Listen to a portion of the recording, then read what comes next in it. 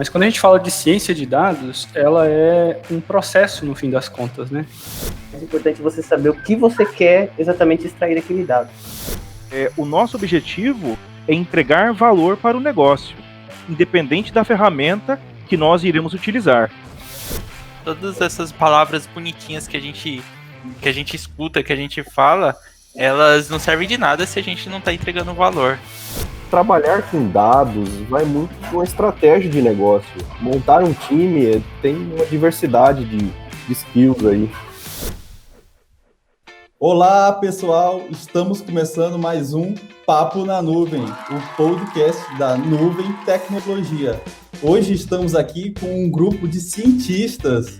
Isso mesmo, vamos falar sobre ciência de dados. Aqui conosco, Rodrigo Oliveira. Fala, galera! Você saber mexer no Excel não faz você um cientista de dados. Poxa vida. Anderson Neisse. Fala, galera, cientista de dados de verdade é o que ajusta a rede neural em planilha de Excel e sem VBA. William Ricardo. Eu acho que Python é melhor que R, hein? Só acho. Felipe Galdino. E aí, galera, realmente o Python é melhor que R, concordo. Jonas Ferreira. Eu prefiro a Júlia do que o Python. Na produção, Roger Sbork e Lucas Santana. E este que vos fala, Gabriel Santos, Scrum Master, aqui na Nuvem Tecnologia. Bom, pessoal, eu queria que, para começar, vocês contassem aí um pouco de como vocês começaram a estudar esse tipo de coisa e mais ou menos a experiência de vocês. Quem quer começar aí? Eu posso começar? Tô na ordem aqui. Olha, eu acho que a profissão que eu escolhi, né, o curso que eu escolhi na faculdade é se não o mais próximo, um dos mais próximos, né, da ciência de dados, que é a estatística. Então foi durante o curso que eu descobri esse universo, e aí meu interesse por tecnologia, né, começou a abrir os caminhos da minha carreira, e tudo que eu aprendi durante o curso de estatística, meio que no final as coisas se uniram, e aí hoje eu tô aqui, um estatístico com um pouquinho de perfume aí passado. Mas quando você fez a inscrição para o vestibular, você não tinha a menor noção de trabalhar com tecnologia, né? Não. Vou até aproveitar e mandar um abraço para a mamãe, porque se não fosse por ela, eu não entraria no curso de estatística.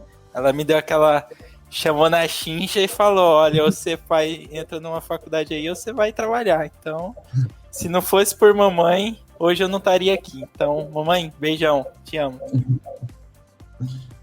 Boa. E aí, pessoal? Vou eu agora. Eu comecei, na verdade eu fui para estatística, também estudei estatística, comecei a estudar estatística em 2012, e eu também, quando eu entrei no curso, não fazia nem ideia da existência do campo de data science, né? Na verdade foi em 2012 que começaram a sair as notícias, aquela praxe, né, de ciência de dados é a carreira mais sexy do século, né? Aí depois eu entrei em estatística e comecei a me interessar do meio para o fim do curso por essa área. Eu sempre gostei muito de extrair informação e poder aplicar a técnica em qualquer área possível, então a ciência de dados especialmente me chamou a atenção. Aí eu fui fazer um mestrado em estatística, já pensando em trabalhar em ciência de dados, e no fim do mestrado eu fui chamado para trabalhar no Tribunal de Justiça. Aí hoje eu trabalho lá, gerando informação, né, para relatórios gerenciais e trabalhando em projetos aí, junto com o nosso colega Willer. Direto do TJ, e aí, William? Eu acompanhei lá junto com você, cara. Como que foi? Porque isso era até uma coisa que eu ia comentar, cara. Desde que eu comecei a entrar nessa indústria vital de desenvolvimento de software, tudo quanto é dado que pudesse ser gravado, ele seria gravado. A gente não fazia o... Por que a gente vai gravar isso? Não, vamos gravar, né? Não custa nada. A gente acumulou milhões de dados, e o TJ tem milhões de dados de processo, e de repente parece que caiu na sua mão o desafio de tirar alguma coisa lá de dentro. De tirar os insights de lá, né? Esse universo de ciência de dados, é evidente que a matéria-prima de tudo isso aí é os dados, né? Não tem jeito de você fugir disso. Então, quando você tem uma oportunidade de ter histórico de dados e aí você começa a explorar esses históricos de dados, é evidente que sempre olhando para o norte de tentar encontrar uma solução para um possível problema, ou você já obtém ali da área de negócio quais são os problemas que precisam ser resolvidos, e aí você tem a oportunidade de voltar para dentro dessa massa de dados e começar a explorar os insights.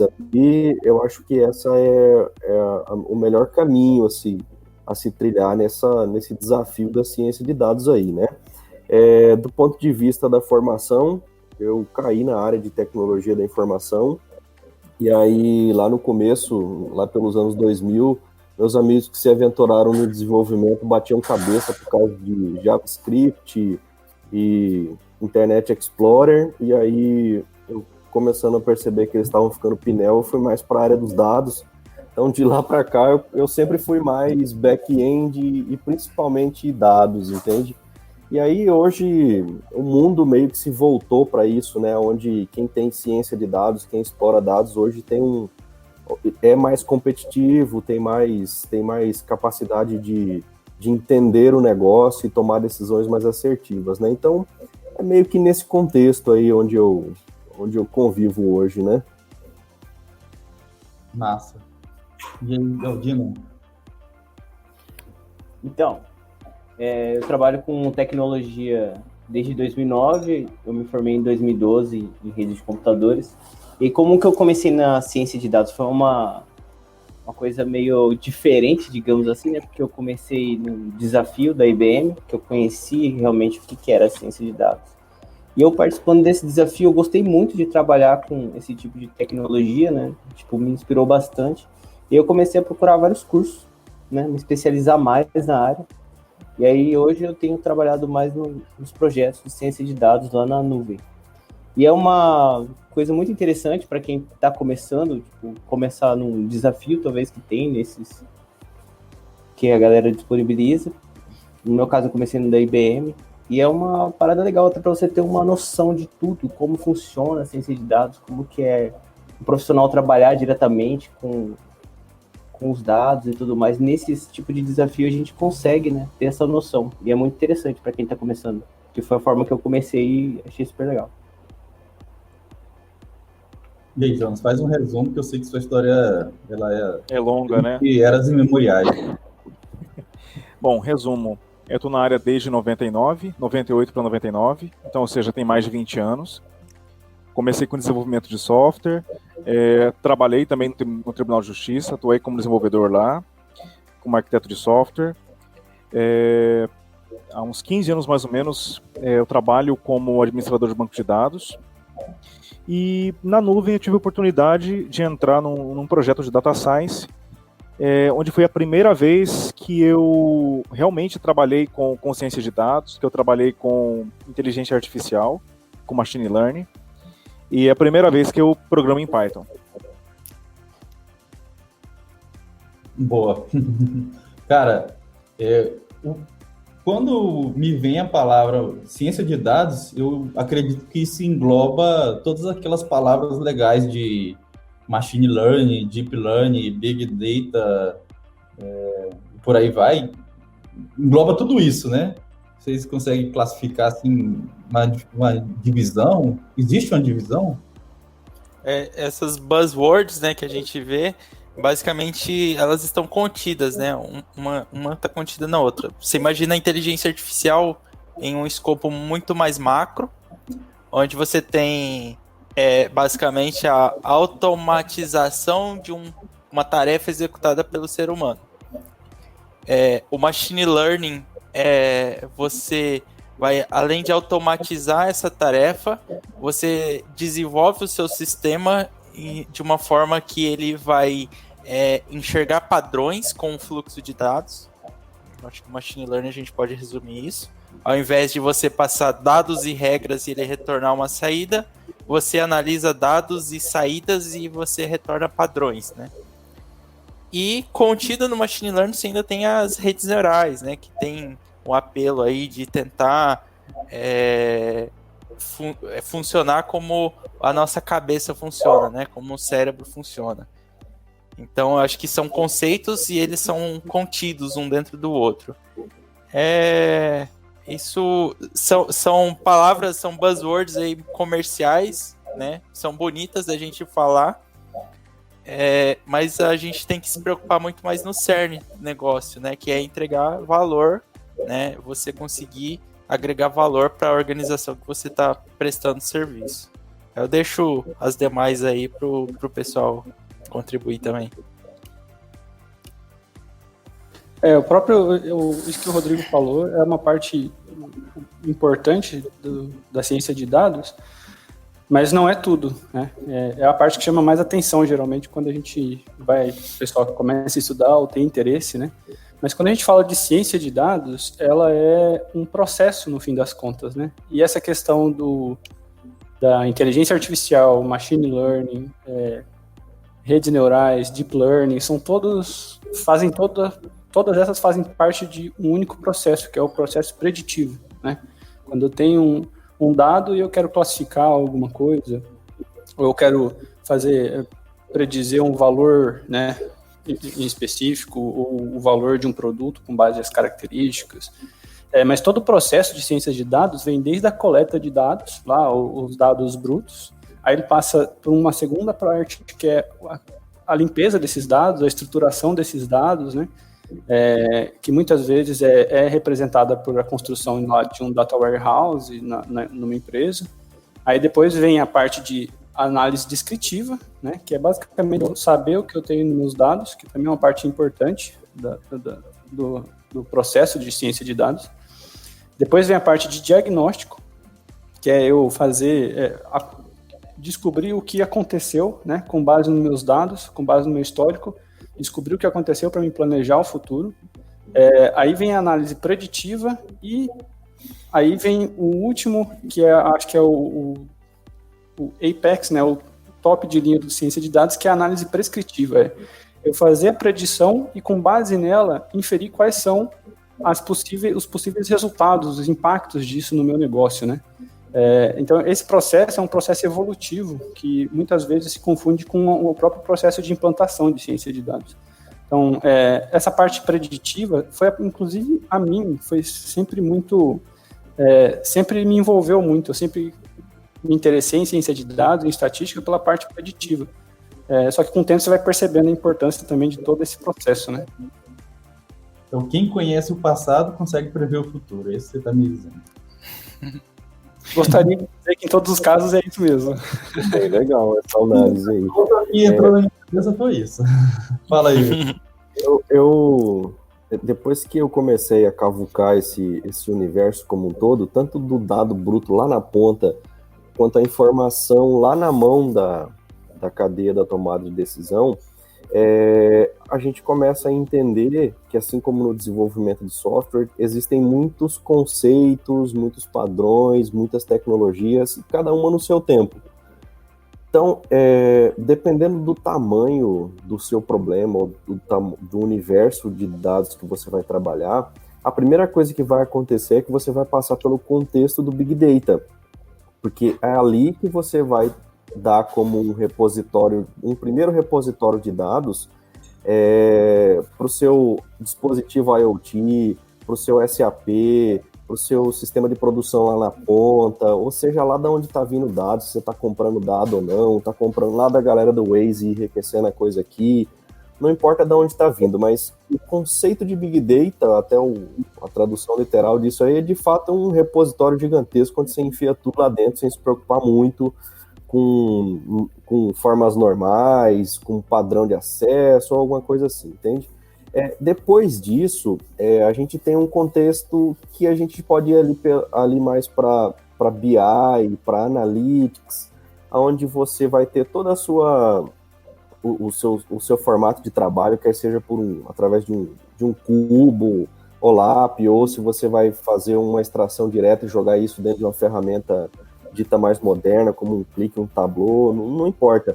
Mas você tem a área de BI e a área de Analytics, aí onde não há muita expertise nisso. Você consultou o usuário, estratificou dele o que ele quer ver da informação e transladou a informação para os dashboards ali, para os relatórios, e aí a pessoa toma a decisão em cima daquilo, mas é a área de negócio que está atuando em cima daquilo, né? Um outro contexto já seria mais ali na área, agora sim, na área de data science, na área de machine learning, na área até do deep learning, onde você vai fazer uma mineração dessa base de dados, cruzamentos dessas bases de dados, em busca de insights, que muitas das vezes, assim como você colocou lá no começo da nossa fala, a gente grava um caminhão de dados e não sabe de onde está vindo. Eu cito um caso que sempre me chamou muito a atenção, de uma empresa que fazia divisão de matrizes bovinas, e os caras conseguiram descobrir que sempre que existia o cruzamento ali por volta das 2 da manhã, saía uma matriz macho, e a matriz macho é o mais importante para a organização, não tem tanto valor quanto a fêmea. E vejam o insight da coisa, eles descobriram que era a informação da hora onde estava o grande trunfo do negócio deles ali, entende? Então, quem faz essa descoberta desses insights já é a galera dali da ciência de dados, sabe, um pouco mais adiante. Então, trabalhar com dados vai muito com a estratégia de negócio, entende? Montar um time tem uma diversidade de skills aí. E será se deu certo? Será se nasceu mais rápido? Então, eu fiquei curioso e fui até atrás e, de fato, cara, saíam mais espécimes macho ali, mais do sexo masculino, quando o cruzamento acontecia por volta das 2 da manhã. Eu até brinco numa palestra ou outra que, dizendo assim, alguém sabe o que acontece às 2 da manhã? É a festinha no curral, né? Porque aí você fomenta o negócio com você. É massa. Louco, velho. Cara, eu confesso que no início, quando eu tava estudando a ciência de dados, eu tive algum problema com essas buzzwords, velho. Porque são muitas. E cada buzzword dessa representa, tipo, um ângulo muito grande de estudo. Tipo, inteligência artificial, machine learning, deep learning, big data. E aí o cara, quando olha na primeira vez, fala, meu Deus, o que é isso aqui, velho? Tipo, é muita coisa pra fazer. E assim, eu aconselho que quem estiver começando mesmo, pega uma buzzword dessa, tipo, por exemplo, machine learning, e começa por ela, tipo, que é mais fácil você iniciar, digamos assim, por uma só, do que você, às vezes, expandir o seu leque, tipo, estudar Big Data, análise de dados, inteligência artificial, reconhecimento facial, tudo ao mesmo tempo. Mas faz estudar um só de cada vez, saca? Pelo menos eu comecei assim, tipo, eu achei bem melhor estudar um por vez do que tudo, porque eu falava, nossa, cara, inteligência artificial, mano. No início eu falava, cara, é uma coisa muito louca, assim. Você estava num computador gigante, tipo, saca, tipo, horas de algoritmo ali, pá, fazendo assim, mas no final nem era isso, sabe? Tipo, era muito mais simples. Então, até o nome fala inteligência artificial. Nossa, eu vou gerar um cérebro aqui no meu computador pra fazer as paradas, tá ligado? Eu acho que muita gente, inclusive, olha assim e fala, nossa, cara, mas com inteligência artificial, cara, você deve fazer umas coisas. Mas não é tão complicado quanto parece, sabe? Quando você olha, é muito simples.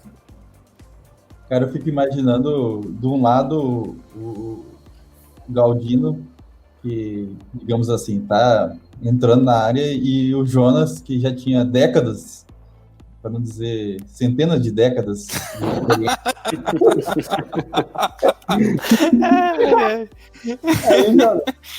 Quando ele falou que ele começou em 1900, eu pensei, antes ou depois de Cristo será que Jonas começou, né? Desde a criação do Estado de Israel, né? Foi na década de 40, pô. 45 a criação do Estado de Israel. Acho que foi 45. Bom, tipo assim, cara, a gente mexia com o banco de dados, estava tudo certo. De repente, essas coisas foram pipocando. Como foi para você, já com a bagagem, mas tendo que aprender essas novas formas de tratar dados? Cara, primeiro, assim, não foi fácil, porque você já tinha todo um know-how consolidado. Primeira coisa, a gente trabalhava com bases relacionais. O máximo de inteligência que a gente dava para a organização eram relatórios consumindo dados do banco de dados relacional. Depois, mais ou menos em 2003, 2004, várias organizações aqui em Mato Grosso começaram a fomentar a utilização de Business Intelligence, de Data Warehouse e de BI. Caminhando nisso, no início da década de 2010, começou a se falar muito sobre Big Data aqui. E você fala, mas é tudo muito parecido. Não é muito parecido. Por exemplo, quando você fala de Data Warehouse, quando você fala de Business Intelligence, você tem uma abordagem completamente diferente de Data Lake e de Big Data. Por quê? É aquilo que o Willer estava dizendo. No Data Warehouse, eu me preocupo com os dados no momento em que eu estou inserindo esses dados no meu banco de dados, em que eu estou inserindo esses dados no repositório. Eu já me preocupo com o formato desses dados. Quando você vai para um Data Lake, você muda completamente. Você simplesmente insere as informações lá e a preocupação com o formato dessas informações, ela se dará no momento posterior, no momento da análise dos dados. Né? Então, essa é a primeira grande ruptura, é a primeira grande mudança de paradigma. Passando isso, começou a se falar muito sobre Data Science. E no começo, para mim, Data Science e Big Data eram uma coisa só. Né? E, apesar de serem muito próximas, não são a mesma coisa. Né? Por quê? Em Big Data, eu vou trabalhar com grandes volumes de informação, em sistemas tradicionais seria impossível de trabalhar pelo volume. Geralmente eu vou trabalhar esses grandes volumes de informações em data lakes, compostos por um cluster de vários computadores. E eu vou analisar dados históricos e extrair informação que ajuda na tomada de decisão. Quando eu vou para o Data Science, eu começo a me preocupar muito com a questão da predição, em utilizar padrões de dados históricos de forma a prever eventos futuros. E, assim, eu queria ver se algum de vocês, assim, tem já teve um insight olhando os dados, já teve uma predição correta, um exemplo aí, alguém que já passou por isso. Cara, eu tenho um exemplo, só que é o contrário disso que você falou. Quando a gente começa a estudar, a gente começa usando a palavra que o Willer usou aí, cavucar, né, esse universo. Cavucar a gente faz todo sentido, né? Sim. A gente começa a ver alguns exemplos, né? E esse exemplo que o Willer falou aí da matriz, né, do horário lá do cruzamento para obtenção lá do macho. E ao contrário disso, a gente encontra, principalmente quem está começando na área, algumas análises que são muito cabulosas, para não usar uma palavra diferente, sabe? Uma coisa bizarra, onde, por exemplo, a gente tem um exemplo aí bem claro que é uma fortíssima correlação entre afogamentos em piscina e filmes do Nicolas Cage. É muito importante a gente entender como que o negócio, né, o negócio daquilo que a gente está analisando, para a gente não fazer correlações que não tem nada a ver. Às vezes a gente vai cruzar uma informação de laranja com, sei lá, pneu de carreta, só que isso não tem nada a ver, entendeu? Isso não vai agregar valor nenhum, apesar de ser altamente correlacionado ou dar uma ideia de um insight, às vezes, muito interessante, mas isso não agrega valor para o negócio. Então, esses insights que a gente gera durante esse processo aí de descoberta, de cavucagem dos dados, a gente precisa estar muito ligado no quanto que isso vai agregar de valor para o negócio. E aquilo que eu falei antes, todas essas buzzwords, todas essas palavras bonitinhas que a gente escuta, que a gente fala, elas não servem de nada se a gente não está entregando valor, se a gente não está ajudando o negócio a crescer. Eu vi um exemplo de entrega de valor, e aí abrindo um parênteses para tentar exemplificar toda a cadeia de como se monta um time para chegar até a entrega de valor, onde uma rede de fast foods aí famosas que começa com MC e o resto vocês avaliam que possa ser o final do nome da empresa, Ela, recentemente, um dos maiores investimentos que ela fez, se eu não me engano, isso aconteceu o ano passado, tá? 2019, foi numa empresa de analytics. Por quê? Porque ela queria conhecer mais do próprio cliente. Então, colocou a galera de desenvolvimento mobile, back-end e front-end para desenvolver um aplicativo cujo qual, se você baixa no seu celular, chega lá e mostra, você ganha batata frita quando você vai comprar o sanduba, saca?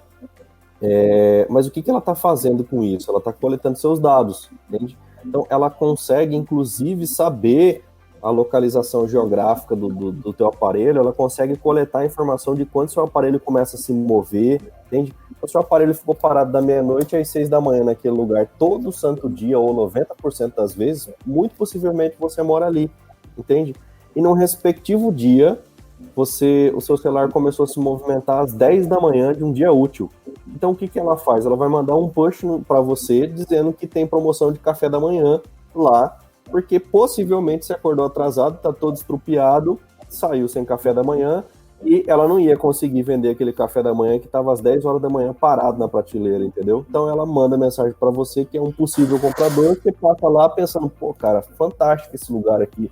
Os caras parecem que estão falando comigo, é uma coisa divina que está acontecendo aqui, eu vou sair daqui feliz com a barriga cheia, entendeu? Então isso é um exemplo de entrega de valor, mas por trás disso passou a galera do desenvolvimento, a galera da mineração de dados, a galera do BI, a galera do Analytics, de repente a galera da ciência de dados, não sabe se é possível já implementar um machine learning em cima disso, uma inteligência artificial em cima disso já, entende?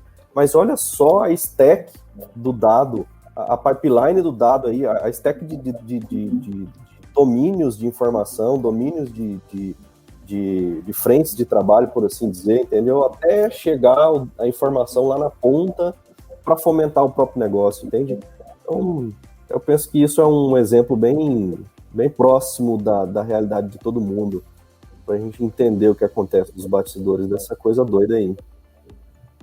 Mas aí olhando assim, é uma relação ganha-ganha, né? Sim. Sim, você, de fato, foi um serviço bem prestado, digamos assim.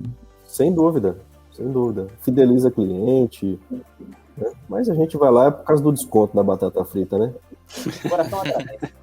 A gente tem um exemplo disso numa grande empresa varejista do país com nome feminino, em que eles também registram informações durante a venda e as pessoas que estão lá pagando o boleto todo mês, o próprio caixa ele consegue fazer uma nova venda com base naquelas perguntas que a pessoa respondeu no primeiro vendedor.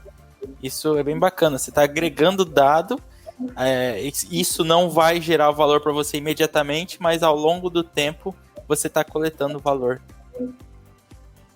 O Gabriel falou aí de predição, perguntou se a gente já tinha predito alguma coisa que realmente aconteceu, né? Me levou a pensar que quando eu entrei no ramo de estatística, eu tinha muito essa visão mais romantizada, né? De eu vou predizer o que vai acontecer no futuro e vai realmente acontecer. Tipo na Bovespa, por exemplo. Exatamente. Isso acontece, isso é possível, mas é muito mais raro o tipo de situação em que isso é possível. Geralmente, quando a gente fala de predição, a gente está predizendo uma coisa no próprio processo, né? Falando aí de classificação de imagem, né, visão computacional, que tem ficado bem famoso recentemente com o advento lá do Deep Learning, mas eu vou treinar um monte de imagem de cachorrinho que eu já marquei, que tem um cachorrinho lá, para quando vier uma nova ele predizer, né? Mas existem esses casos de predição realmente. Um caso que ficou muito famoso foi o caso aí do Nate Silver, que é um americano que tem um blog, chama 538, que ele prediziu corretamente as eleições de 2008 e 2012 em todos os estados dos Estados Unidos. Então, esse tipo de análise geralmente é possível, mas como a gente está tentando predizer geralmente eventos complexos, para mim conseguir predizer com uma precisão alta, a ponto de acertar, de ser considerado um acerto, eu preciso mensurar, às vezes, muitas variáveis, e variáveis que muitas vezes são muito difíceis de ser obtidas, né? É por isso que é mais raro, geralmente, a gente ter esse tipo de análise. Nossa. Cara, é um universo muito vasto e de muitas possibilidades, cara. eu mesmo assim, como o Galdino falou, assim, pega uma palavra e estuda, mas eu realmente não... Eu fico muito perdido sobre como começar, sabe? Eu vejo assim, eu sou desenvolvedor, né? Então, a primeira palavra que surge é TensorFlow, ou o Colab do Google, e eu já quero partir para agressão física, tá ligado? Cara, eu não quero entender da estatística. E aí acabou que eu sei, é que nem o cara que sabe manipular uma ferramenta, mas nunca vi onde que a ferramenta se encaixa. Eu te entendo, Gabriel. Eu confesso que meio que na migração ali entre a fase da minha vida onde eu trabalhei muito com desenvolvimento de software para esse contexto de BI, Analytics e entrega de valor com dados, foi um aprendizado não só para mim, mas para a equipe como um todo, porque a gente não recebeu um time formado, a gente teve que formar os especialistas, entende? Então, no começo, tudo se confundia. E aí, a gente foi atrás de um aconselhamento, de assessoria, né? Existem empresas nesse ramo no Brasil muito bem conceituadas, e a gente foi fortemente orientado a olhar primeiro para a entrega de valor, que é quais as respostas que vocês querem obter, entende? E a partir daí, a partir lá da entrega, é que você vai montar todo o fluxo da informação, entende? Que é onde é que estão essas informações necessárias, como é que eu vou fazer para obter essas informações? Será que uma ETL simples, onde eu conecto via o DBC e trago o dado já é o suficiente? Ou será que de repente eu preciso de algo mais robusto, como um Scoop, um Spark, não, NiFi, né? O Scoop, NiFi, existem muitos mecanismos de conexão com várias fontes de dados para você trazer isso para um repositório principal. Aí, beleza, agora qual que é o segundo passo? Eu vou armazenar isso onde? Eu vou armazenar isso num banco de dados relacional, num banco de dados NoSQL comum da vida, como um MongoDB, alguma coisa, ou o volume de dados que eu vou trazer é tão grande, custoso e tão expressivo que já justifica você ir para dentro do HBase, que é uma tabela, um banco de dados colunar que roda em cima do HDFS, lá dentro daquela stack toda chamada Hadoop, entende? Legal, armazenei o dado bruto, armazenei metadados, isso está em arquivos, mas como é que eu mostro esse arquivo para cima agora? Não existe uma consulta padrão SQL ali que você vai select minha tabela, onde está o meu dado no campo tal. Isso não existe, entende? Aí você tem que montar uma imagem em cima do arquivo, para daí depois fazer um select em cima daquilo, extrair a informação, para daí jogar para a camada de visualização. Mas o que eu vou usar na visualização? Eu vou para um Tableau, eu vou para um Click, eu vou para um Power BI, eu vou para um Metabase, um Pentaho, entende? E, enfim, então veja que existem, para cada camada do dado bruto até você chegar na apresentação dele lá em cima, existe, cara, uma centena de ferramentas que você pode usar em cada nível dessas stacks aí, entendeu? Mas o mais importante é você não perder de vista o que você quer entregar. Qual a informação matadora para a empresa, entende? O que o dono da empresa, o presidente, precisa chegar todo dia de manhã, bater o olho num painel, pá, tá verde, tá subindo, tá bom, tá vermelho, tá caindo, ele vai tocar o terror na empresa, entendeu? É a partir daí que você começa a desenrolar tudo isso, entende? Então, existem soluções tão simples quanto uma ETL que vai buscar dados num monte de lugar e joga isso no arquivo JSON para cima, sendo exibido na aplicação web mesmo, entendeu? Quanto uma solução mega robusta, aí, onde os caras conectam metade do país, gerando mais dados por dia do que a gente consegue imaginar, para tentar entregar valor na ponta, entende? Cara, eu entendi o seguinte: toda essa confusão é para colocar uma TV bem grande, com aqueles números mexendo, aqueles gráficos, e o dono da empresa paga por isso. Pronto. Muitas vezes Gabriel, muitas vezes acontece isso.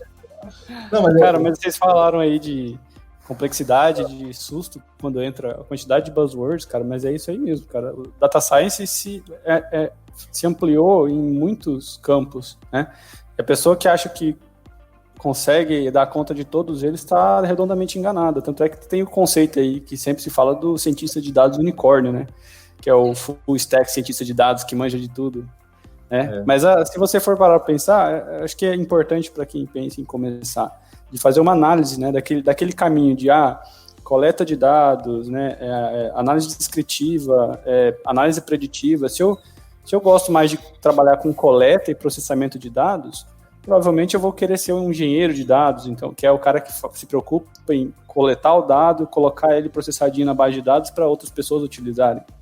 Se eu gosto lá de trabalhar com, vou fazer relatório, vou descobrir insight dentro da minha base de dados, talvez eu possa ser um analista de business intelligence, né, um analista de BI, aí eu vou estudar ferramentas como Power BI, Data Mining, né, aí tem uma ambiguidade, né, se usa esse termo de ciência de dados para esse todo, mas o cientista de dados também geralmente é o cara que chamam o cara que está trabalhando com análise preditiva só, então eu acho que não adianta querer englobar tudo, você tem que analisar como se dá esse processo e, eu me identifico mais com essa área, então eu vou buscar essas buzzwords aqui para estudar, entendeu? E eu acho assim, por exemplo, a primeira buzzword que você vê, né, inteligência artificial, aí você destrincha ela, fala, pra mim ser inteligente, eu preciso aprender. Né? Aprender, né? Beleza. Aí artificial, você fala, vem da onde? Vem da máquina, né? Então vou começar o quê? Aprendizado de máquina, machine learning, entendeu? Então aí você começa a ter o machine learning, você vai saber inteligência artificial. E o aprendizado tem que ser profundo, né? Não, aí já é mais profundo. Depois que você aprendeu o aprendizado de máquina, aí você vai para o aprendizado profundo, que é a pós-graduação do machine learning, entendeu? Já pensou, eu vou estudar inteligência artificial e ela é mais inteligente que eu? Aí ferrou, não tem como. Não, aí fica complicado. Mas aí você tem que mostrar o respeito. A máquina tem que te respeitar, né, cara? Você tem que mostrar as autoridades. A inteligência tem que ser inteligente mesmo, né? Ainda nesse ramo da predição, eu vi uma reportagem lá que apareceu no Twitter e aí você vai cavucando e daqui a pouco você tá lá numa outra matéria, num outro canto que não tem nada a ver com a chamada inicial, que o que aconteceu é que um ciclone estava se aproximando da costa dos Estados Unidos e a Tesla, por antecipação, fez uma atualização dos carros somente das regiões que seriam afetadas, no sentido de limitar a velocidade máxima dos carros para fazer o melhor consumo da bateria, de modo a dar mais longevidade para quem queria se deslocar de um canto ao outro, entende? Então, esse é um exemplo de trabalhar antecipado aos fatos e também conectado em dados, utilizando informações aí no sentido de sustentar o negócio em si.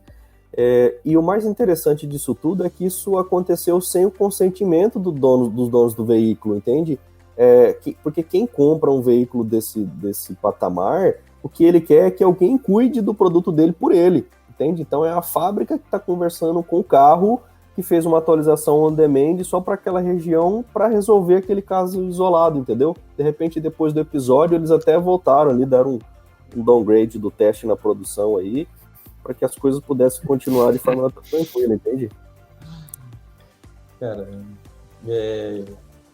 bom, vamos dar um passo atrás aqui. Eu queria explorar mais o assunto de visualização de dados, né? Então, assim, beleza, ter dados é feijão com arroz, cara. Hoje a gente tem muitos dados, mas me fala assim sobre visualização de dados. Eu escuto vocês falarem as palavras BI, Power BI, Tableau. O que vocês me indicam?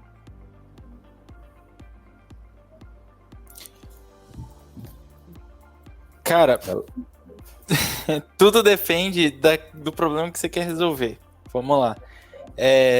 A gente tem aí uma empresa de pesquisa que ela faz basicamente um ranqueamento, que é a Gartner, de várias soluções e pesquisa pontos positivos e negativos de todas essas esses serviços, né? E tem lá o quadrante mágico, que eu acho que grande parte dos nossos espectadores conhecem o que é isso. E hoje a gente tem lá os visionários, os líderes, né, nesses segmentos, e tem aquelas ferramentas que estão caminhando para esse ponto. Tudo precisa ser analisado conforme o negócio, né? Você precisa saber o orçamento que você tem, você precisa saber qual tipo de problema que você quer resolver. Vou te dar um exemplo. Se você já tem uma estrutura já consolidada de um data warehouse, né, com as informações já validadas, você precisa apenas da camada de visualização. Você tem aí o Tableau como uma excelente ferramenta para isso. Agora, se você precisa de um processo mais atrás, você precisa fazer uma ETL, você precisa mastigar um pouquinho esse dado para que ele gere valor para você para frente, né? E depois você visualizar isso. Aí você tem ferramentas como o Power BI, que oferece aí uma gama de possibilidades, o próprio Qlik, que também fornece possibilidades. E se você está começando, né? Sua organização está começando, você quer já implementar isso aí no início e você não tem condições de investimento muito grandes, você tem ferramentas open source. Aí falou Apache Superset, Metabase, que o Willer mencionou. Então, é aquele negócio, né? Que às vezes a pessoa faz uma pergunta objetiva, mas você não tem uma resposta objetiva, né? Tudo depende. Né? É complicado a gente responder isso, né? E complementando, nem sempre você vai também precisar de uma ferramenta de BI, né? Para fazer a visualização dos seus dados. Às vezes, se você tem uma visualização simples, um layout de visualização tranquilo, que você não quer que o usuário necessariamente interaja, não tem que ter um servidor rodando por trás, você pode usar ferramentas aí como JavaScript, né, como o próprio R e o Python. Lá tem o Plotly, que tem API com R e com Python, que você consegue fazer dashboardzinhos estáticos que não tem um servidor rodando por trás, que já resolve o problema de muita gente. E o pessoal acha que tem que comprar uma licença, às vezes, de Power BI, de Tableau, de Qlik, para resolver o problema dele na empresa, quando nem sempre, né? E aí, Jonas, conta aí suas experiências. Olha, muita gente acha que precisa comprar uma ferramenta para começar, mas várias empresas oferecem ferramentas gratuitas para você estar começando, né? Entre elas você tem o Tableau Public, que é uma excelente ferramenta. Você tem o Power BI Desktop também, que é uma outra excelente ferramenta. E muita gente se empolga, fala, não, o Power BI é gratuito, ou vou utilizar ele, vou utilizar ele no servidor e eu não preciso pagar nada por isso. E isso não é verdade. Essas empresas, elas precisam manter uma série de profissionais, equipes de desenvolvimento, melhoria constante nesses produtos. Então não faz sentido elas simplesmente distribuírem gratuitamente esses produtos, né? Então com o Power BI, você tem uma versão inicial que é gratuita, é uma ferramenta excelente para visualização de dados. Só que quando você precisa colocar essa ferramenta num ponto centralizado, em um servidor, para que todos os seus usuários tenham acesso àqueles dashboards e reports, você precisa começar a colocar a mão no bolso, tá? Mas de início não. De início você tem tanto o Power BI Desktop, que é gratuito, e você tem o Tableau Public também, que é gratuito. Um contexto interessante nesse meio de campo aí, Gabriel, é também o modelo pelo qual você vai entregar a informação na ponta. A gente fala muito em BI tradicional e em BI moderno, em Analytics tradicional e Analytics moderno. Se a gente olhar ali para a solução Microsoft, por exemplo, na grande maioria dos casos, para que você entregue para a sua UI, para os seus painéis ali em dashboard, as informações, você precisa bindar isso em cima de um cubo. Aí, para você confeccionar o cubo, você tem que pegar essas informações dentro da sua stage area, que é onde estão os seus dados primários. Isso passa pelas suas regras de negócio, geralmente eles usam DAX, não sei se já modernizou, faz tempo que eu não passo pelo esse mundo de Power BI, para daí você popular o cubo e a sua UI está fazendo o uso das informações que estão dentro daquele cubo, sabe? Esse é dado um modelo mais tradicional de BI, entendeu? Aqui a sua staging area geralmente está dividida entre fatos e dimensões, as coisas estão bem bonitinhas, bem mapeadas, muito elegante, inclusive. E quando você fala já numa ideia de um BI mais moderno, você tem essas ferramentas, assim como Tableau, Qlik, se eu não me engano, MicroStrategy também faz isso, SAP faz isso. Você tem a possibilidade de, dentro da ferramenta, adicionar os conectores de dados e aí você vai aonde precisar ir, entende? Você pode pegar desde uma planilha do Excel, pega lá dentro do seu Adabas, pega dentro do teu Oracle, pega de um dispositivo qualquer IoT ali, joga para dentro da aplicação como se isso fosse um dataset dentro da aplicação, e você tem linguagens de programação específica para trabalhar processamento de dados dentro daquele contexto da aplicação, que automaticamente isso é jogado para a UI. Então, você elimina... Você precisa muito mais de um web designer com um programador back-end do que um analista de BI para montar um BI tradicional, meio que com uma ajuda do engenheiro de dados ali para manter a pipeline do dado fluindo, entende? Então, vai muito da roupagem, sabe? Porque muitas das vezes justifica você ter um DW com essas informações armazenadas, com tudo isso com o plano cartesiano, né? O cubo nada mais é do que o plano cartesiano de todas as fatos e dimensões ali dentro daquele data martzinho do financeiro, data mart da RH, data mart da galera de vendas, entende? Porque, de repente, você quer construir um conjunto de APIs em cima desses dados, você tem muito mais abrangência, os dados permeiam mais dentro da organização, ou quando não, os dados são ativos da organização, entende?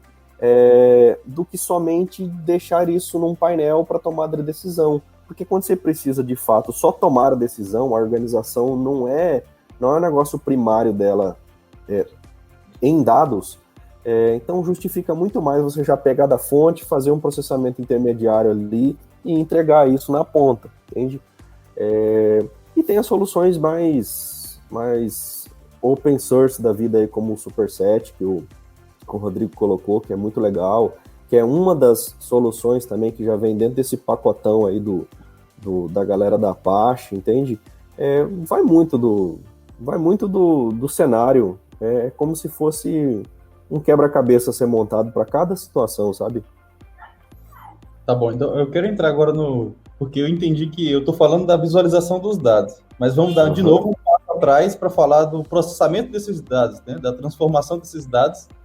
Aí a gente vai poder fazer, talvez vocês vão entrar na briga aí que todo mundo quer ouvir de Python, R e Julia, mas antes, você que está ouvindo e está perdido que nem eu, cara, no YouTube da Nuvem Tecnologia tem uma playlist de Data Science que nós já temos 9 vídeos, que são 2 cursos, uma introdução a redes neurais e um curso do Tableau e Power BI, que tá lá no nosso canal da Nuvem Tecnologia, tem uma playlist para isso, cara. Se você tá afim já de ter um Get Starter aí, é free, tá lá, é só assistir. E fazendo também uma chamada que a gente vai ter a semana do Data Science. Aí até dou espaço aí pro Rodrigo chamar a galera, que já tá acontecendo, né? Isso, a gente já tá em andamento aí, a Semana da Estatística, comemorando aí 10 anos do curso de Estatística da UFMT, né, que eu e Anderson aí somos crias da casa, e você aí tá ouvindo esse podcast aí na quarta-feira, no meio da Semana da Estatística, aproveita aí para dar uma paradinha e se atualizar aí com o conteúdo que a gente tá colocando aqui. Inclusive vai estar gravado no canal, então se você não assistiu segunda e terça, volta lá que tem muito papo legal de ciência de dados, inclusive. Sensacional. Se você ficou perdido, siga o Instagram, né, @Nuvem Tecnologia, que com certeza o pessoal vai postar todo o cronograma do evento aí. São vários dias, né? A semana inteira. Aí, agora, entra no tópico, né? Processamento e transformação de dados.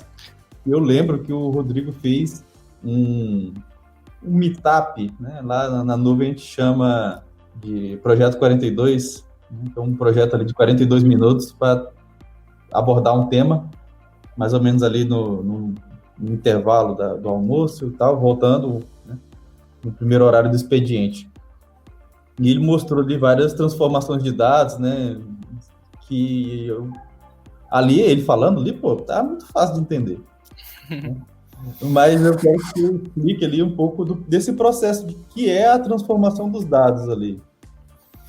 É aquela coisa, né? A pergunta é objetiva, mas a resposta é complicada, né?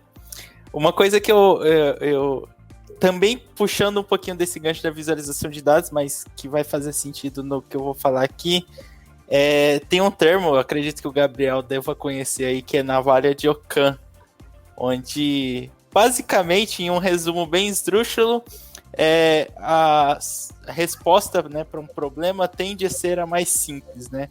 A gente precisa sempre tentar, em toda essa complexidade de possibilidades que a gente tem, tentar simplificar ao máximo para a gente conseguir, voltando, né, àquilo que eu estou martelando, entregar valor para o negócio. Só que, para a gente entregar valor, a gente tem, de um lado,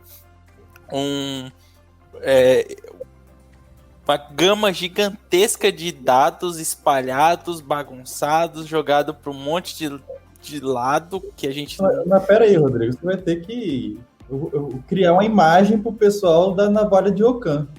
Para quem é da área de desenvolvimento, com certeza já viu uma tirinha que tem o desafio de fazer um balanço numa árvore, e o cara faz um balanço com 2 pernas, com 3 cordas, um balanço amarrado no tronco, um balanço com poltrona. A galera da área de vendas monta um parque de diversão, né? Montanha-russa, e o que é entregue no final é um pneu amarrado no tronco da árvore que não tem funcionalidade nenhuma. Perfeito. Esse é o conceito. Mas continua, cara. Ok, eu acho que agora deu para entender melhor, né?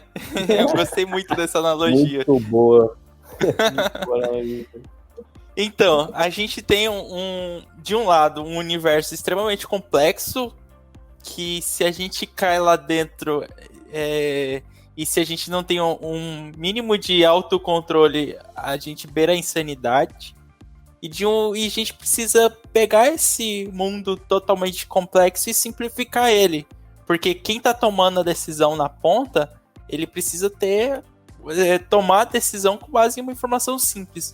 Quanto mais complexa é a base para se tomar uma decisão, mais complicado vai ser essa decisão ser correta, né? Vamos pôr desse jeito. E aí, dentro desse processo, você tem que trabalhar o dado, você tem que... você tem que seguir, né? O cientista de dados, eu digo que é o estatístico, né? Quem está analisando dados, ele é um tradutor. Ele vai ter lá um monte de hieróglifos, que são os dados, e ele precisa traduzir isso para o português, né? Um português simples, objetivo, para que as pessoas possam tomar decisão disso. E esse processo, ele vai desde você entender o que cada informação daquilo está dizendo, entender o que tipo de valor que cada informação está trazendo e como que você combina isso para agregar valor para a sociedade. Eu digo que você precisa ter na sua bagagem basicamente 3 pilares que vão te sustentar nessa carreira, nessa vida, né? Você precisa ter o pilar de estatística, onde você vai entender como que cada informação ela vai interferir no seu negócio. Então, como que cada modelo que você está utilizando, cada algoritmo que você está aplicando ali, ele vai mudar o seu dado e transformar aquilo em determinado tipo de informação. Você precisa ter o pilar de negócios. Esse aí eu vejo que é um dos mais importantes e também um dos mais difíceis de você obter, que é você precisa entender o que o seu negócio está fazendo. né? O que seu negócio precisa de fato. Às vezes até quem tá na ponta, quem é seu gestor, quem é seu chefe, ele não sabe o que ele quer. Às vezes ele quer uma coisa e ele não sabe dizer o que ele quer, ou o que ele quer não é aquilo que ele precisa, entendeu? Então você tem que ter essa característica e de fazer essa leitura do negócio. E, por último, você precisa ter a característica, o pilar de tecnologia. Né? Você vai precisar utilizar as ferramentas, e aí vem a questão do Python, do R e da Julia, para como que você vai utilizar essas ferramentas para trabalhar em cima desses dados, aplicando métodos estatísticos, né? Análises estatísticas nisso, e gerando valor para o negócio. Então, são 3 pilares que são fundamentais para servir de base para a análise que você está fazendo aí no seu cotidiano. E falando mais bem de processamento de dados mesmo, né? Eu vejo que toda essa parte de processamento se justifica em duas etapas que podem ir alternando entre si. Uma delas é no momento que eu preciso trazer um dado coletado, e geralmente ele não está num formato ideal, não está num formato padronizado, que eu preciso formatar esses dados para me gerar minhas visualizações, né? Dados que essencialmente não têm um padrão e precisam estar em formato compreensível por um ser humano, é uma regra, né? Para me fazer visualizações, para me fazer os insights. E outra etapa seria eu transformar esses dados para um modelo ou o método que eu vou aplicar, seja preditivo. Se eu estou analisando lá classes, né? Se uma determinada imagem pertence a uma classe, se é um cachorro, se é um gato, na hora que eu for passar isso para uma rede neural, um algoritmo lá de inteligência artificial, eu tenho que transformar essas classes em números. Então tem esse pré-processamento, que é o que a máquina vai entender para fazer o aprendizado. Aí eu acho que é basicamente isso. Existe de repente a gente possa fazer uma distinção aí entre movimentar dados e processar dados. Quando a gente está transladando dado de um canto para o outro, sem muita transformação, sem muita regra envolvida naquilo ali, a gente só está movimentando dados, entende? Mas tentando olhar pelo viés da sua pergunta, Gabriel, o ato de processar um dado em si é como se a gente tivesse a premissa de que de um lado, como insumo, está entrando o dado bruto e na ponta você está outputando já a informação, entende? Existe diferença entre dado e entre informação, entende? O dado da hora em que o registro apontou no sistema pode ser só o dado data, mas aquilo pode ser também a data de início do nosso vínculo comercial, entende? Pode ser a informação do quanto tempo você pegou um produto na loja, alguma coisa nesse sentido, qual a frequência que você vem adquirindo produtos, entende? Então, informação já está no output da coisa. E quando a gente olha no meio, você tem essa questão do processamento de dados. Eu gosto bastante de ser o mais simples possível na hora de tentar resolver alguma coisa, sabe? Brinco com os colegas que vêm fortemente da área de estatística aí, que Python é melhor que R, mas a título de brincadeira mesmo, sabe? Mas tanto faz você utilizar no meio do caminho Python, R, se você quer construir em Java, se você quer construir em qualquer outra linguagem de programação para fazer o tratamento do dado e outputar a informação do lado, ou se você prefere ir para uma plataforma já mais estruturada para isso, como um Spark da vida, entende? Isso vai muito primeiro, dos skills que você tem dentro da equipe, né? Porque de repente você tem uma galera um pouco mais voltada para o desenvolvimento, ou daqui a pouco você tem uma galera um pouco mais, com skill um pouco mais avançado, então você já consegue ir para plataformas mais modernas, de repente mais complexa, mas o importante de entender é que você precisa gerar informação nesse meio aí, nesse processamento da coisa, entende? Lá no começo existia uma ideia, um conceito chamado de MapReduce, onde você escrevia as suas regras de tratamento de dados e de informação Pra mim tá parecendo ao contrário aqui, acho que tá num espelho aí a sua câmera. Mas tudo bem. O Rodrigo acabou de colocar uma folha dizendo que R é maior que Python. Enquanto o Pois R tá brigando com o Python, a Júlia tá atrás do R com um porrete na mão. Bem isso. Então, esse ato de processar dados aí vai bastante da necessidade do momento e das ferramentas que você tem disponível na mão também, sabe? É verdade. E esse lance do que o Rodrigo falou, do entendimento do negócio, é muito importante, cara, para ter a correlação, né? Para você entender o que aquele dado quer te falar. Por exemplo, se você for analisar o dado de um picolézeiro que vende picolé na praia, ele vende mais picolé quando tem mais acidente com tubarão. Mas só que, tipo, você vê que o acidente com tubarão não tem nada a ver com venda de picolé. Mas é porque tem mais gente na praia e por isso que tá tendo acidente de tubarão. Mas isso não influencia, sabe? Tipo, então, você sabendo o que tem naquele dado, saca? Tipo, é mais fácil para você trabalhar com ele. É muito importante antes de você pegar um dado para você analisar, né? Seja ele com Python, com R. É mais importante você saber o que você quer exatamente extrair daquele dado. Vocês acham que é mais desafiador trabalhar com dados, digamos assim, com valores do que com imagens? Identificação de imagens? Eu acho que o trabalho é o mesmo. Vamos supor que uma imagem nada mais é do que uma matriz, né, com 3 ou 4 dimensões, né, onde você vai ter lá cada ponto dessa matriz seria um pixel, né, onde você tem lá o red, o green, o blue e o alpha, né, então você tem uma matriz com 4 dimensões, mas o trabalho no final é basicamente o mesmo. A forma que é muito parecido. Só pode diferir, às vezes, se você não tem um costume, né? Porque, às vezes, a forma que você vai pré-processar o dado é diferente só.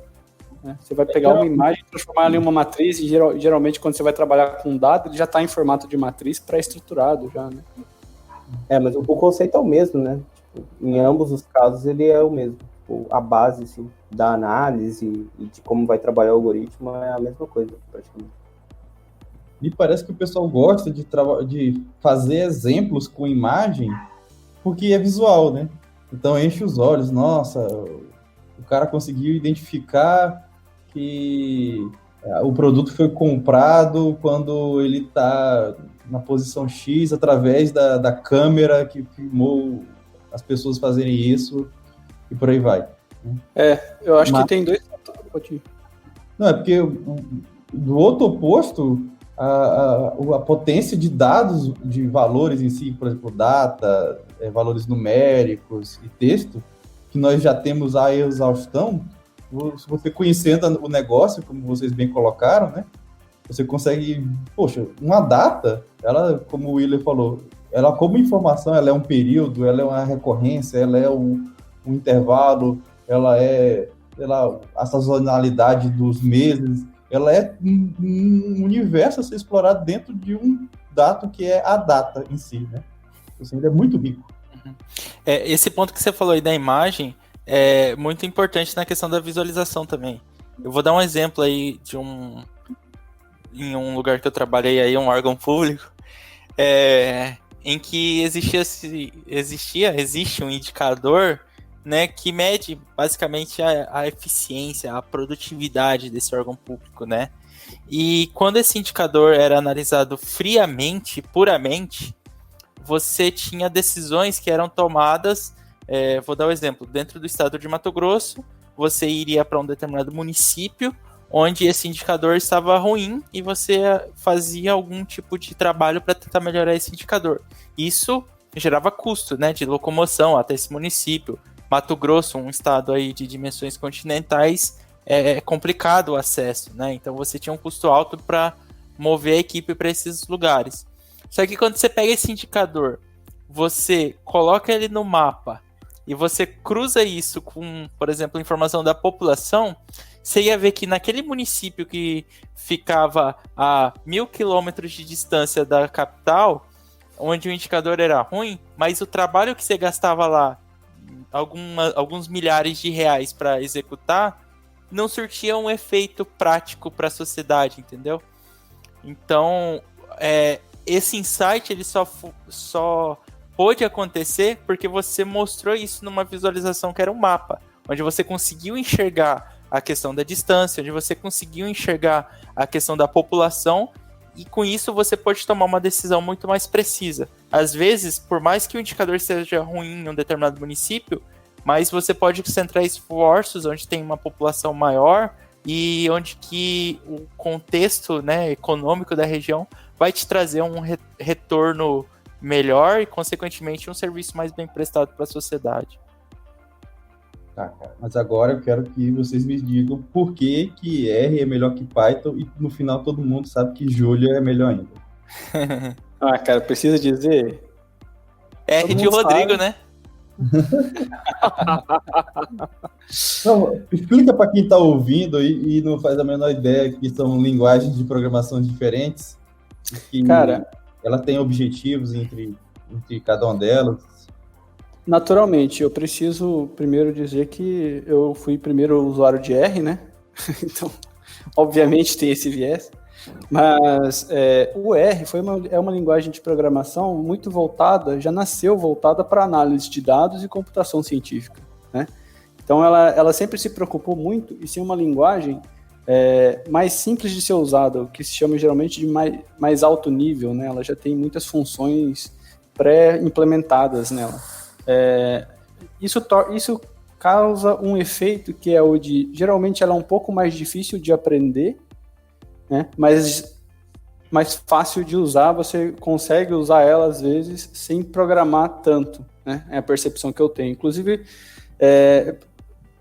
eu faço uma vírgula aqui que eu acho que eu posso estar errado. Tem muitas libs do Python que já tem uma programação mais alto nível hoje em dia. Inclusive é um desafio que eu faço aí. Eu não tenho o know-how suficiente no Python para comparar os dois em pé de igualdade. Então vamos pegar alguém que manja muito de Python aí e vamos fazer as mesmas coisas comparando a quantidade de código que tem que escrever entre as duas para comprovar isso aí. E eu boto fé, hein? Chamou da chincha. Quero ver isso aí. Isso é bem legal. Mas Ao a questão vivo, hein? fazer um live coding, exatamente. Isso, mas eu tenho a impressão que o R, ele, por ser do contexto da galera de estatística, entende? Ele tinha que ser uma linguagem um pouco mais alto nível para não forçar, de repente, para quem estava estudando a estatística, ter que ser também um programador, entende? Exatamente. Então, as coisas já vêm mais encapsuladas, é mais user-friendly, por assim dizer, entende? Mais alto nível. E quando a gente olha para Python, é como se fosse algo que vem do mundo da programação, que teve em algum momento a especialização de suas bibliotecas de modo a você trabalhar melhor ou de maneira mais simplificada a estatística. Então, é possível, de repente, entender que nesse momento, nos dias atuais, as duas se encontram no meio, entende? Quando a gente fala em processar dados com viés de estatística, entende? Mas eu acho que ambas são linguagens muito boas, muito bem difundidas, existe muita coisa na comunidade mundo afora, o que ajuda a evoluir nesse contexto como um todo. Mas, de fato, os cientistas de dados são aqueles que mais conseguem enxergar pelo viés da estatística como se processa o dado e entrega a informação. A galera que vem da estatística não obrigatoriamente vem do desenvolvimento de software, então a gente sempre vai ter R e Python aí como umas dois grandes players aí nesse contexto de dados. Eu acho que o que torna Python tão especial, assim, não desmerecendo o R, exatamente é o ecossistema. É a quantidade de bibliotecas existentes no mercado, a quantidade de materiais, de documentação. Então, R não é uma linguagem, Python não é uma linguagem mais rápida que C, que C++, que Java. O que torna R especial é a quantidade de bibliotecas e a quantidade de material, a comunidade e o ecossistema. E nós não podemos, vocês foram muito assertivos quando falaram que a gente não pode depender de uma ferramenta. Nós não podemos nos fixar em uma única ferramenta.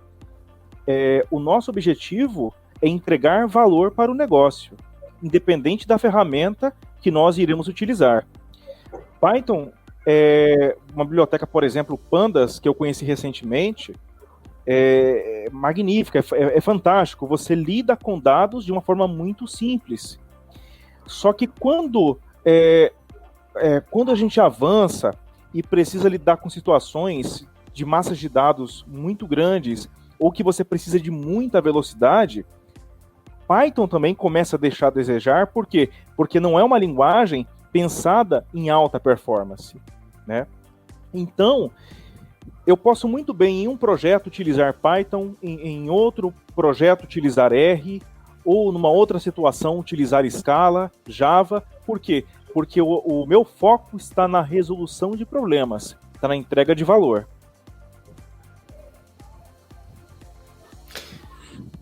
O Python, eu tenho a impressão de que ele, como foi dito aí, inclusive já foi feito um benchmark, inclusive pelos as pessoas que implementaram a linguagem Julia, né, foi feito um benchmark de velocidade de código.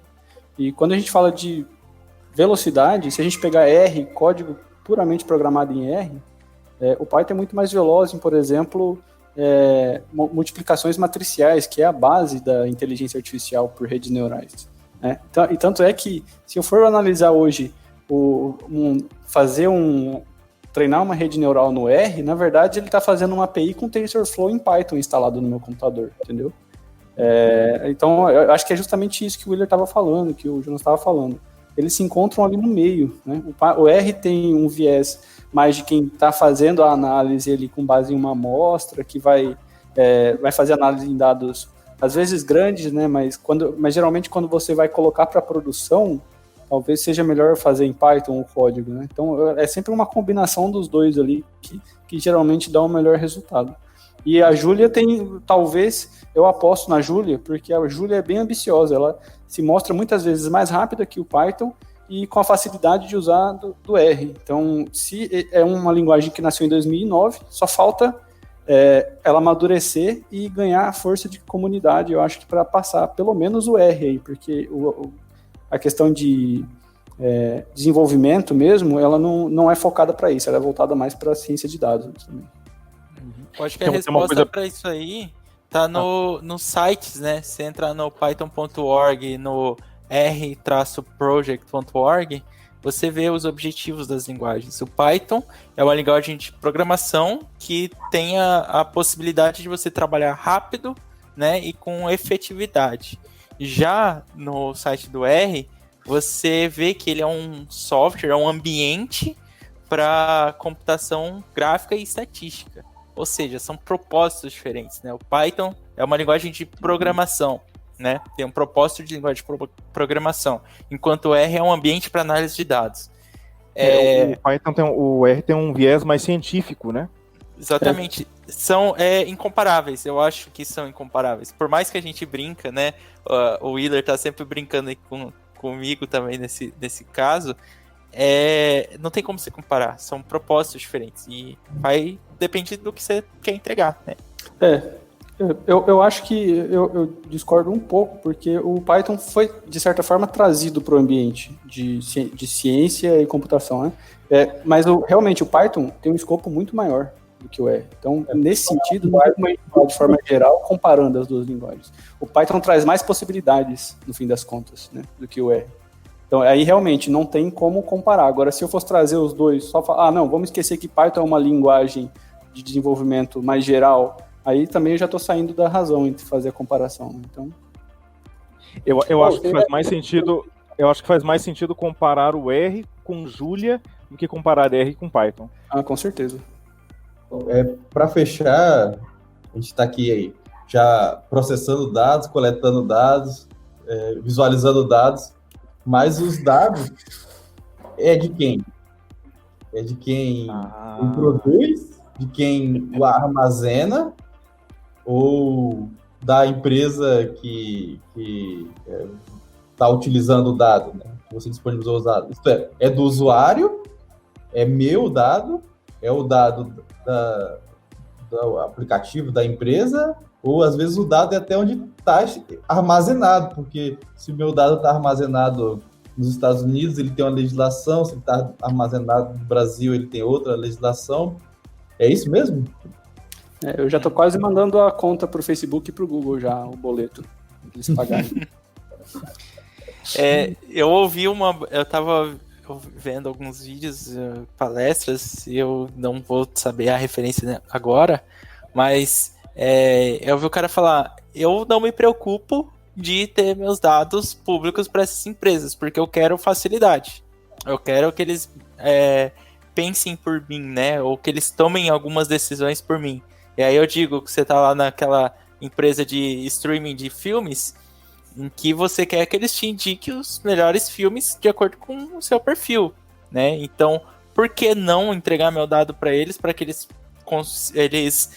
façam um pouco do serviço, né, que eu tenho, né, para escolher os filmes. Só que aí também entra, né, num paradoxo, onde você tem pessoas que não aceitam. A minha privacidade é importante e eu não quero abrir mão disso para que eu tenha facilidade. Eu quero tomar minhas próprias decisões. E aí eu acredito que isso é muito individual. Mas ainda a gente está naquele momento de discutir para que a sociedade, né, chegue a um consenso. Acho que é um assunto muito novo e que merece muita discussão, merece ter vários tipos de pontos de vista para que isso seja amadurecido ao longo do tempo. Eu não sei o que as crianças hoje vão pensar amanhã, se para elas isso faz sentido ou não, ou os meus avós ter as informações deles, né, espalhadas aí para o mundo inteiro acessar, se para eles isso aí é a coisa mais absurda do mundo ou não, entendeu? Acho que a sociedade como um todo vai evoluir e precisa discutir isso para que evolua bem, sabe? Eu acho que tem o que o Rodrigo falou está corretíssimo, mas eu acho que atualmente, né, de uns anos para cá, tem uma layer a mais nisso que que a sociedade como um todo ainda não superou, que ok, o usuário, eu concordo que o usuário é dono do dado e ele escolhe se ele passa para a empresa fazer o uso dele ou não, mas a questão é que já ocorreram muitos casos de as empresas fazerem coisas com seus dados que elas não te contam o que estão fazendo, né?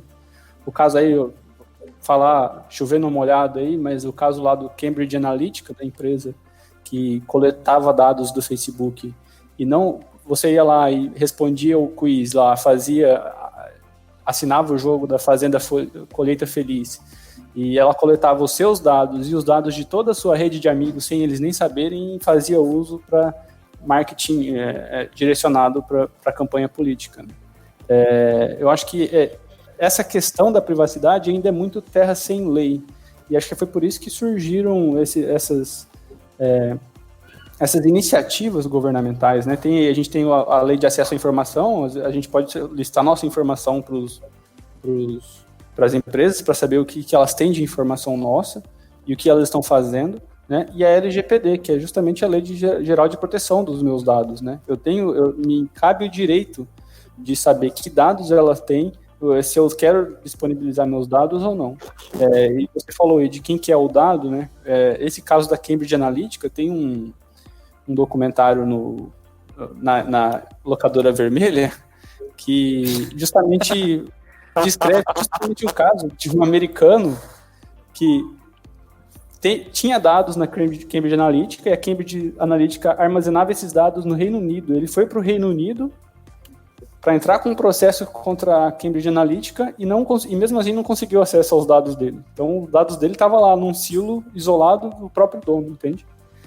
Eu acho que se a gente chegar num ponto onde o cidadão tem a escolha, o poder de escolha, de se eu vou dar meus dados ou não e saber exatamente o que estão fazendo com meus dados, esse é o mundo perfeito, né? Não é uma questão de não deve se coletar o dado de ninguém ou deve se coletar de todo mundo.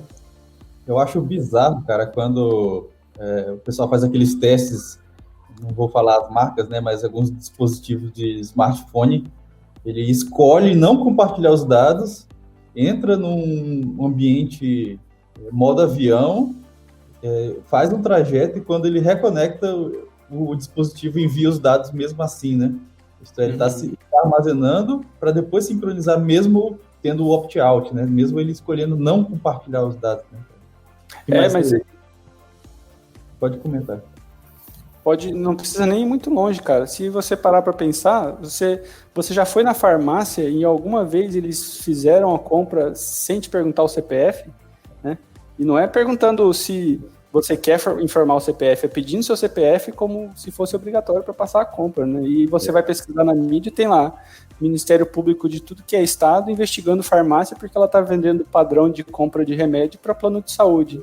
Né? Vai lá, William. Bem isso. Eu penso que a gente ainda tem muito a evoluir, muito a se discutir ainda, principalmente com a questão do LGPD, que foi aí em larga escala a iniciativa que mais teve abrangência nesse contexto da proteção de dados, entende? E o ser humano é complicado. A gente pode usar, as empresas em si podem utilizar a informação tanto para o bem quanto não para o bem, né? Vamos dizer assim. A gente tem aí os casos dos bancos, por exemplo, onde se você aderir à rede segura de compartilhamento de dados entre os bancos, eles fazem um aprofundamento da sua análise de dados entre toda a rede bancária, e isso pode te favorecer, inclusive, com redução de taxa de juros, porque tem ali todo o seu histórico de empréstimos anteriores que já foram devidamente quitados, financiamentos, de repente você está recebendo salário por um banco ou não, entende? Mas veja que você autorizou isso, essa informação fica dentro do contexto bancário e não sai dali, entende? Até aí, de repente, não há tanto problema, mas e quando você é vítima de uma fake news, de alguma coisa nesse sentido, uma figura pública, e isso cai na rede, entende? Até então, a partir de agora, você tem ali o direito ao esquecimento. Você pode pedir para os indexadores remover a sua informação dali, entende? Existe também um caso complexo de se pensar nisso, que é o contexto jurídico, por exemplo, porque todo processo jurídico é público, desde que ele não tramite no conceito de segredo de justiça, e aí, de repente, aquilo te expôs de alguma forma, te trouxe algum senso ou alguma complicação no seio familiar, de repente, vamos pensar aí, por alguma coisa do passado, mas como é que você pode pedir ao judiciário o direito ao esquecimento, exercer o direito ao esquecimento, se ele é obrigado a deixar público um processo, entende? Porque os processos são, por natureza, públicos, entende? Então ainda há muito a se evoluir nesse contexto, mas já não deixa de ser uma boa iniciativa, tá? Tem um caso muito famoso de um assistente pessoal da atualidade, onde aconteceu um crime dentro de uma residência, eles não conseguiam entender o que de fato se passou, e aí o assistente pessoal foi intimado a depor em juízo. É uma coisa inconcebível para um padrão até pouco tempo atrás, mas é completamente presente no dia atual, porque sabe-se que ele fica ouvindo o tempo todo esperando uma provocação sua, entende? E aí a organização, com base em todos os direitos da organização, foi em juízo e falou, o nosso assistente pessoal não vai depor aqui, porque a emenda tal, da situação tal, do artigo tal, diz que ela não pode provocar provas contra si mesmo e não sei o quê, como se ela fosse um direito, se ela fosse uma pessoa, um direito do cidadão. Então, tudo isso ainda, eu acho que a humanidade como um todo ainda vai evoluir nesse sentido, porque são variáveis novas, são comportamentos novos, dentro desse contexto da Lei Geral de Proteção de Dados, sabe? Mas uma coisa é fato, não podemos continuar da forma que está, entende? Com essa compra e venda de dados, esse escambo de dados para tudo quanto é lado, entende? Cara, é incrível. E eu acho que, como o Rodrigo falou, soluções, por enquanto, não temos, esperamos que elas surjam, né? Eu lembrei agora também do caso, né, que foi solicitado uma investigação para saber por que a esposa recebeu um limite menor do que o marido de um cartão de crédito, né? E foi analisado por uma inteligência artificial. E eles queriam saber qual foi a rotina, qual foi a lógica que a inteligência artificial fez, porque ela estava se considerando, ela tinha um fluxo de dinheiro maior e mesmo assim recebeu um limite menor. Ela estava se sentindo menosprezada, né? Houve ali algum tipo de um viés de dado, né? E aí a empresa, de fato, ela alegou que ela não tem como tirar essa informação e por aí vai, e ela se protegeu de alguma forma, né? Bom, se você curtiu esse papo inteligente e, de certa forma, artificial, continue acompanhando a Semana da Estatística, um evento que a Nuvem apoia, né? Eu acho que é algo que o mercado de trabalho vai ficar cada vez mais aquecido sobre esse tema. E nos siga nas redes sociais, né? No Instagram, @Nuvem Tecnologia, no YouTube /Nuvem Tecnologia, tem a playlist do nosso podcast Papo na Nuvem, que também está no Spotify, no Deezer, e se no momento que você estiver ouvindo, também já está no Google Podcast. Se você quer comentar alguma coisa, pode comentar direto nas redes sociais, nos comentários, ou mandar um e-mail no paponanuvem@nuvem.net com uma sugestão de pauta, um desafio, ou às vezes você quer participar. Então nós estamos abertos. Espero que vocês tenham gostado. Obrigado pelo seu tempo, pelo seu download. E no mais, nada mais. Tchau, pessoal. Valeu, vida longa e valeu. próspera. Abraço.